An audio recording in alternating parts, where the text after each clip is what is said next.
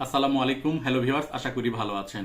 Viewers, একই মোবাইলে দীর্ঘদিন ধরে ফেসবুক ব্যবহার করার ফলে আমরা অনেক সময় ফেসবুকের পাসওয়ার্ড ভুলে যাই।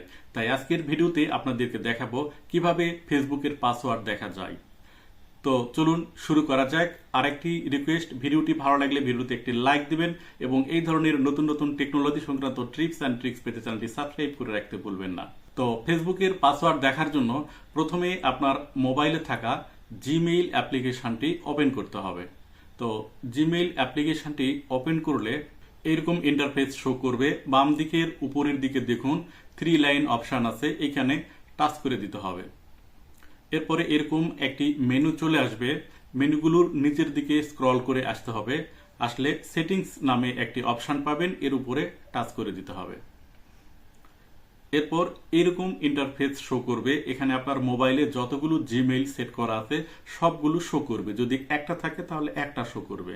তো এখান থেকে আপনি যে কোনো একটি জিমেইল ওপেন করতে হবে। তো এখান থেকে বেশি ভালো হয় সবচাইতে আগে যে জিমেইলটি আপনি ব্যবহার করা শুরু করেছেন সেটা ওপেন করতে হবে। তো সেটার উপরে টাচ করে দিলে এরকম ইন্টারফেস শো করবে।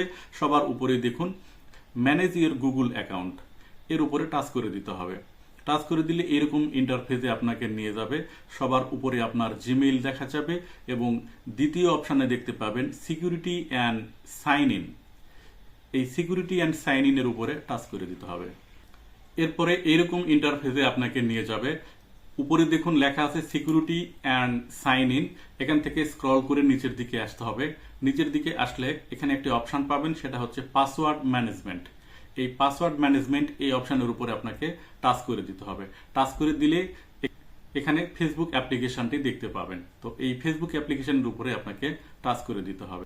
টাচ করে দেওয়ার সাথে সাথে আপনার মোবাইলে যে লক আছে সেই লক দেখা যাবে।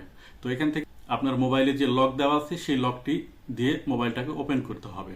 ওপেন করলেই দেখতে পাবেন যে এখানে আপনি যেই মোবাইল নাম্বার বা জিমেইল দিয়ে ফেসবুক অ্যাকাউন্ট খোলা আছে সেই প্রথমে জিমেইল দেখা যাবে এবং এর নিচে পাসওয়ার্ড দেখা যাবে।